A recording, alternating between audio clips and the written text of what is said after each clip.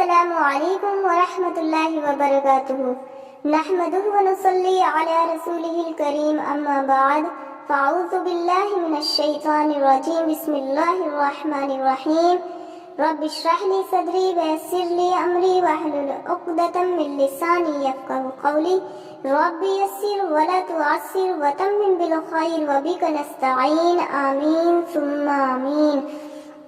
ناظرین، آج ہم سورہ بقرہ کی آیت نمبر 20 شروع کرتے ہیں۔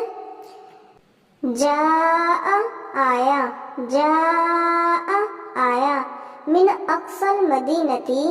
دور کنارے سے شہر کے، من سے، اقصی دور کنارے، اقصی دور کنارے، المدینتی شہر کے، المدینتی شہر کے، من اقصی المدینتی دور کنارے سے شہر کے، رجل ایک آدمی، رجل ایک آدمی، رجل ایک آدمی،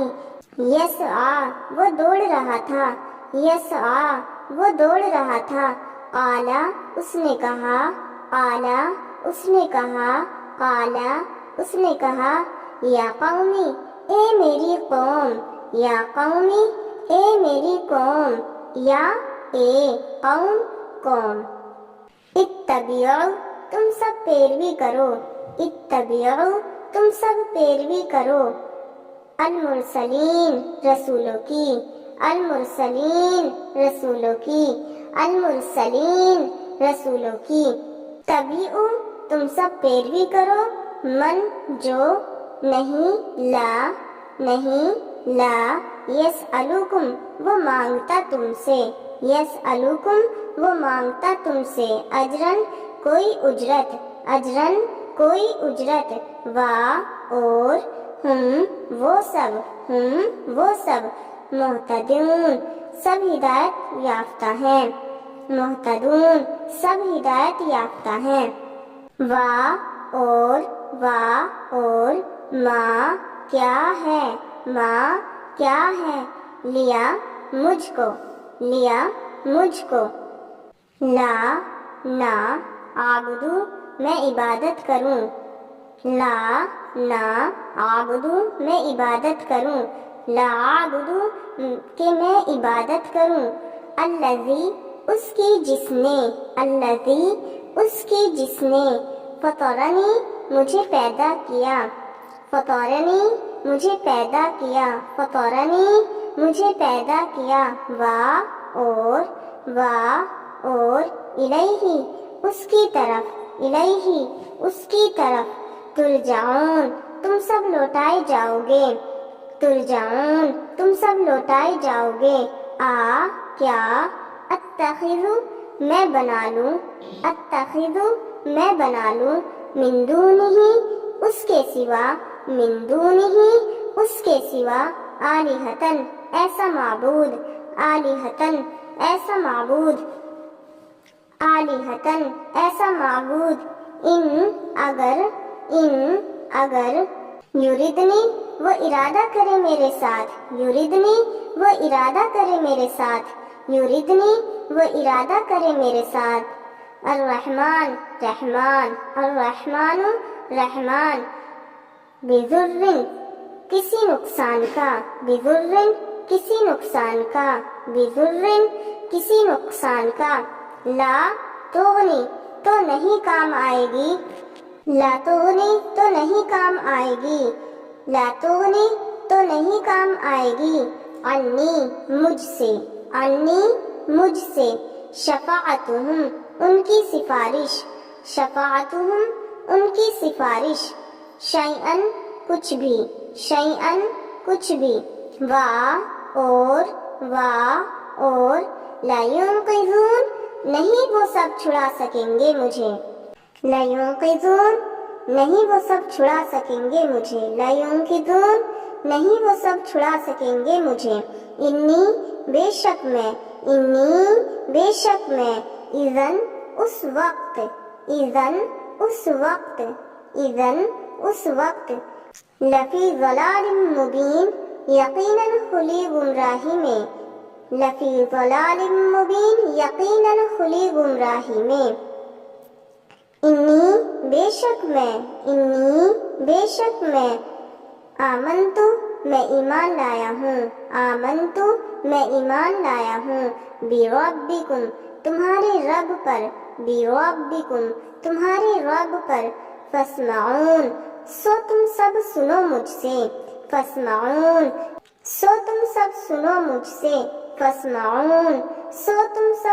مجھ سے قیلا کہا گیا ادخل الجنہ کہا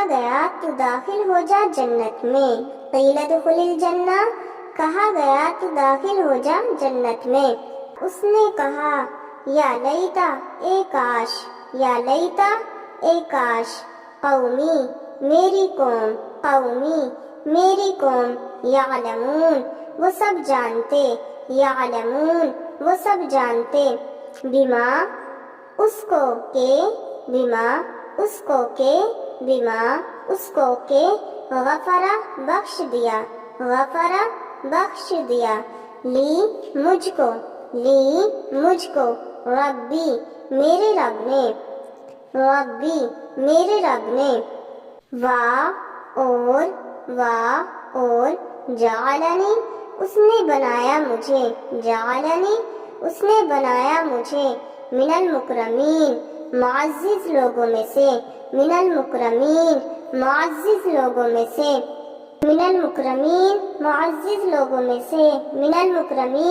معزز لوگوں میں سے وما اور نہیں انزلنا ہم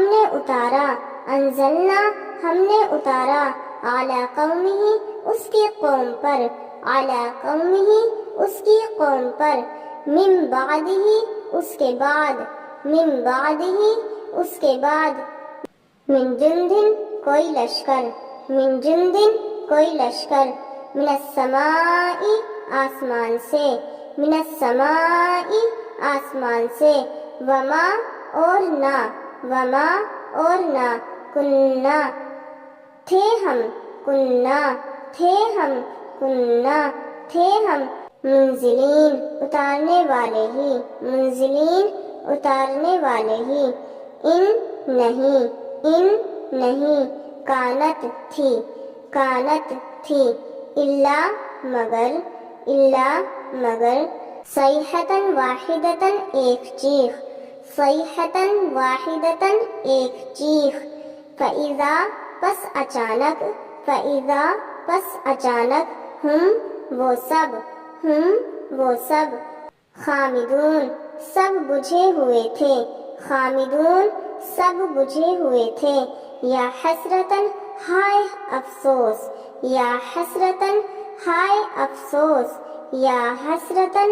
ہائے افسوس اعلیٰ پر عباد بندوں العبادی ان بندوں پر ماں نہیں یاتیہم وہ اتار رہا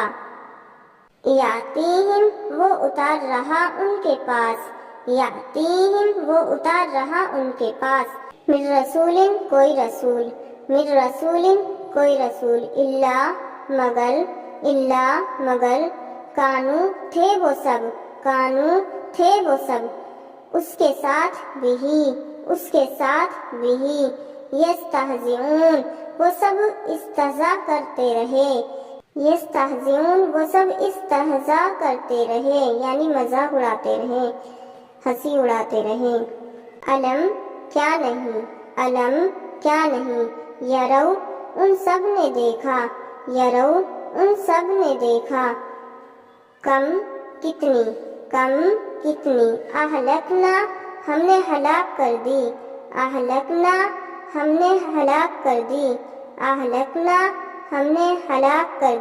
قبلہم ان سے پہلے من القرون امتے انہم کہ بے شک وہ ان کی الیہم ان کی طرف لا یرجعون، نہیں وہ سب لوٹیں گے، لا یرجعون، نہیں وہ سب لوٹیں گے۔ اب اس کا مکمل ترجمہ دیکھ لیتے ہیں کہ دور دراز سے یعنی شہر سے ایک آدمی، ایک شخص دوڑتا ہوا آیا۔ اس نے کہا، اے میری قوم، تم سب پیروی کرو ان رسولوں کی، کیونکہ یہ رسول کون ہے؟ یہ وہ رسول ہے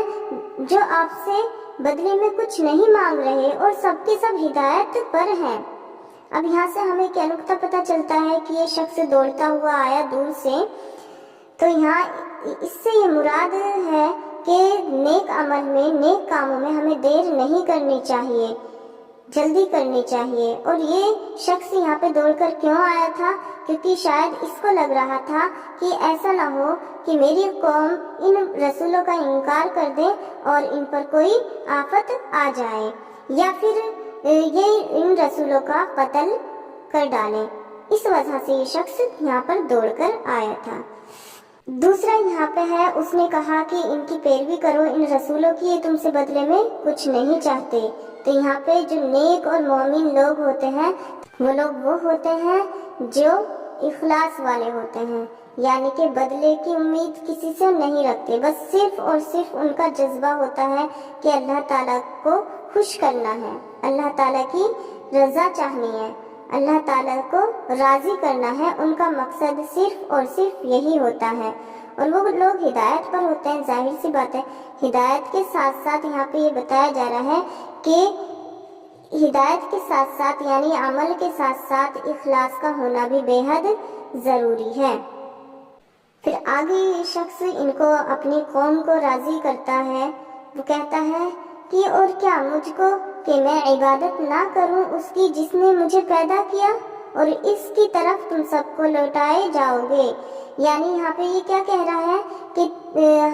میں عبادت اس کی کیوں نہ کروں؟